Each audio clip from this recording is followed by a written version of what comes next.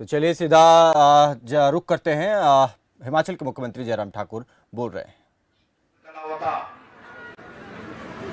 कुछ लोग खड़े होकर के बोलते थे कि आपका अंतिम सत्र है,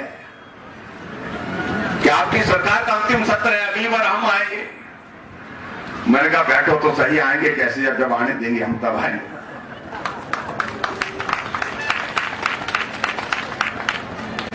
और इनके कुछ नेता बहुत ज्यादा उछलते हैं, ऐसे उछलते हैं जैसे जैसे उनकी सीट पर स्प्रिंग लगा हुआ है। उछल करके कहते थे हम पंजाब में आ रहे हैं, चन्नी साहब आ रहे हैं, उत्तराखंड में आ रहे हैं, मणिपुर में आ रहे हैं, गोवा में आ रहे हैं। हमने कहा परिणाम तो निकलने दीजिए भाई साहब। और जिस दिन परिणाम निकला 10 मार्च को, तो विधानसभा का सेशन लगा होता, सब ऐसे दुबक करके बैठे हुए थे सामने, मालूम नहीं कि क्या घटना हो गई है। हमने नमस्कार की तो हमारी नमस्कार का भी जवाब देने की स्थिति में नहीं थी, ऐसे ऐसे सिर हिला रहे थे। हमने कहा भाई साहब कोई बात नहीं, होता रहता है।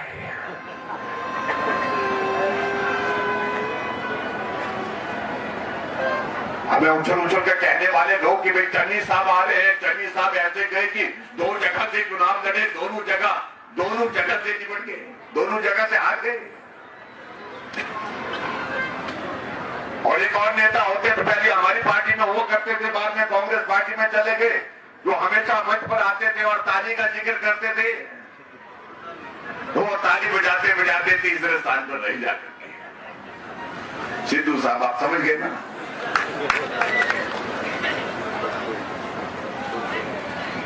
और हमारे लिए इस बात की खुशी है कि हम उत्तराखंड में भी जीते, जो उत्तराखंड अस्तित्व में आने के बाद वहां दूसरी सरकार कभी नहीं बनी थी उसी पार्टी की। 5 वर्ष के बाद हमेशा सरकार बदलती थी। हम मणिपुर जीते, हम गोवा जीते, हम उत्तर प्रदेश में 37 वर्षों के इतिहास के बाद, उत्तर प्रदेश में 37 वर्षों के बाद फिर से भाजपा के बाद फिर भाजपा की सरकार।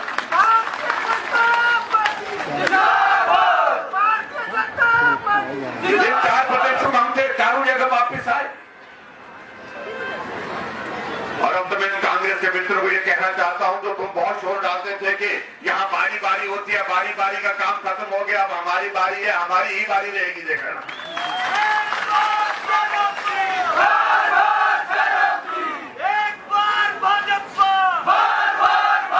वो रिवाज ही खत्म कर हो गया बारी का। 400 से ज्यादा सीटें उत्तर प्रदेश में कांग्रेस की 2 आई है।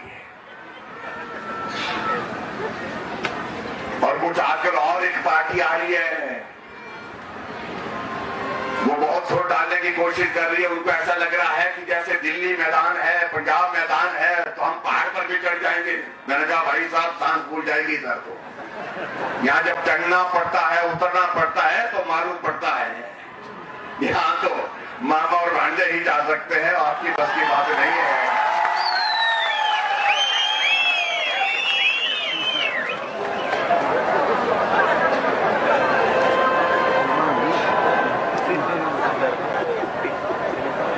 अपनी बातें ऐसे कहने की कोशिश करते हैं।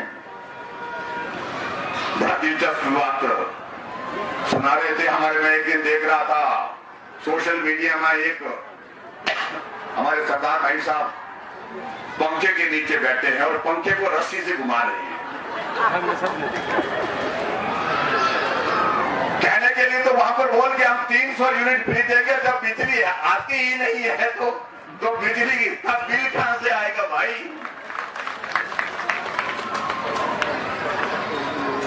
और यहाँ हिमाचल प्रदेश है, पहाड़ी प्रदेश है, लेकिन उसके बावजूद 24 घंटे बिजली देता है, 24 घंटे पानी देता है हिमाचल। इस बात को समझने और समझाने की आवश्यकता है। इसलिए बहुत सारी योजनाओं का हम जिक्र करेंगे, बहुत लंबा वक्त लगेगा। और मेले में मैं मानता हूं कि बहुत लंबा बोलना भी नहीं चाहिए, बहुत लंबी बात करनी भी नहीं चाहिए। ये सिरमौर हमारा ऐसा जिला है जहां आपकी भावनाओं का सम्मान करते हुए बहुत लंबे समय से एक आपका संघर्ष चला हुआ है। आरटी की बात कहने की बाकी है अभी तक भी वो मुकाम तक पहुंचाने के लिए उसके लिए प्रयत्न करना है। लेकिन मुझे इस बात की खुशी है कि हमने आपकी आवाज को बुलंद स्वरों में जो जाकर जहां रखना था वहां तक उसको पहुंचाया है। और मुझे पूरा भरोसा है, पूरा विश्वास है कि आने वाले समय में जहां हमने बात कही है ये काम हो करके रहेगा। हम हटके के पीछे मुड़ने वाले नहीं। और कुछ दिन पहले मुझे आपका प्रतिनिधिमंडल जो है विधानसभा के सत्र के दौरान मिलने के लिए आया था। हमने पूरी बात सुनी। उसके पश्चात हमारे गृह मंत्री जी से मेरी बात हुई। मैंने कहा इसमें आपका निवेदन, इसमें आपका सहयोग चाहिए, आशीर्वाद चाहिए। उन्होंने कहा मैं करता हूं। और मैं उन पर टेक्निकल चीजों में नहीं जाना चाहूंगा। यहाँ डॉक्टर साहब ने बहुत डिटेल में सारी बातों का जिक्र कर लिया है मुझसे पहले, जो उस हार्टी के सारे विषय के बारे में बहुत दक्षता से अपनी बात रखते हैं। लेकिन मुझे इस बात की पूछी है कि अभी हमने समय मांगा था गृह मंत्री जी से, तो उन्होंने समय दिया।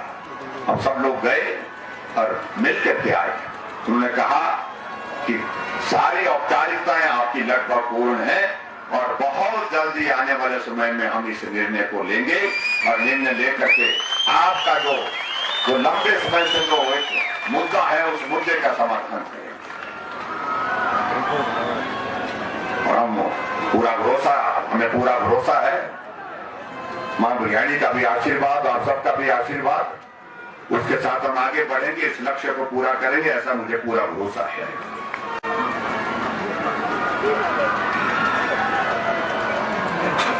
आज के इस कार्यक्रम में मैं देख रहा था, यहाँ पर हमने बहुत सारे उद्घाटन और शिलान्यास किए, 12 उद्घाटन किए हैं और उसके बाद 10 शिलान्यास के कार्यक्रम किए हैं और कुल मिलाकर के लगभग 80 करोड़ रुपए के उद्घाटन और शिलान्यास आज के दिन यहाँ पर एक जगह में।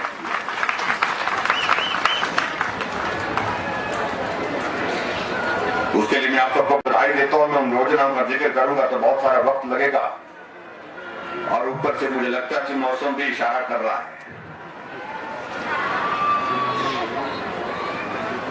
लेकिन उसके बावजूद यहाँ पर इतने सारे 80 करोड़ रुपए के उद्घाटन शिलान्यास होने के बावजूद भी कहा गया कि कुछ और चीजें यहाँ पर करनी चाहिए। मैं 2-4 चीजों का जिक्र करूंगा। हमने आपके यहाँ पर कुछ चीजों की शुरुआत की। आपने हरिपुर में जो है पुलिस चौकी मांगी थी, वो हमने दी। पीडब्ल्यू का बोगदा का सब डिवीजन मांगा था, वो भी हमने दे दिया। IPH का सब डिवीजन आपने शायद दाहू में मांगा था, वो भी हमने कर दिया। उसके बाद कुछ एक स्कूल थे मांगे थे, वो स्कूल भी हमने कर दिए। पिछले कुछ बातें और रहती होंगी, उनको भी हम पूरा करेंगे। लेकिन यहाँ विशेष तौर से 3 स्कूलों के लिए मैं जरूर कहना चाहता हूँ। एक स्कूल जो है गवर्नमेंट मिडिल स्कूल जार द्राविड है, जार द्राविड जो मिडिल स्कूल है, इस मिडिल स्कूल को मैं हाई स्कूल करने की घोषणा करता हूं। और ये आप लोगों के बीच में यहाँ पर एक बात आई थी और भी जहां कही है उसकी हम डिटेल लेंगे। जहां जहां नॉर्म के मुताबिक संभव हो पाएगा उस पर भी विचार करेंगे। और उसके अलावा एक जो है वो मिडिल स्कूल सेल इसको भी हाई स्कूल करने की मांग यहाँ पर रखी गई है। इसको भी मैं हाई स्कूल करने की यहाँ पर घोषणा करता हूँ। और एक और ये स्कूल है यहाँ पर हाई स्कूल दिवड़ी खड़ा और इसको हाई स्कूल को अपग्रेड करके इसको +2 करने की बात कही गई है। तो इसको +2 करने की भी यहाँ पर घोषणा करता हूँ। इसके अतिरिक्त एक बात यहाँ पर कही गई है, जो मंच है यहाँ पर हमारे दिलीप जी ने बहुत अच्छा गाना गाया, ना अपने नाम के साथ सिरमौली जोड़ के रखा है। अच्छी बात है, अपनी पहचान आपने इनमें अलग तरह से बना के रखी है। सिरमौर के साथ इनका लगाव है और सिरमौर के साथ जुड़े रहना चाहते हैं, सिरमौर के लिए काम करना चाहते हैं, उस संस्कृति को आगे बढ़ाना चाहते हैं। उनको मैं बहुत बहुत बधाई दी। उन्हें सरकार की योजनाओं पर भी बहुत बेहतरीन प्रस्तुतिकरण दिया और हमको भी कहा नाटी का फेरा लगाओ, नाटी का फेरा हमने भी लगाया यहाँ।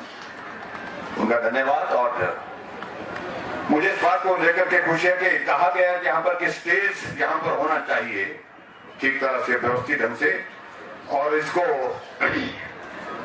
इस स्टेज के लिए शायद मैंने पहले 10 लाख रुपए दिए थे, लेकिन उसके बावजूद भी यहाँ पर श्री सैयद राम जी भी कह रहे थे कि यहाँ हमने कितनी बार तंबू लगाया, कितनी बार ये तंबू उखड़ गया। अब ये तो इलाका ऐसा है कि जहां हवा चलती है, हवा को रोकना तो संभव नहीं है, मुश्किल है, हवा रुकनी भी नहीं चाहिए।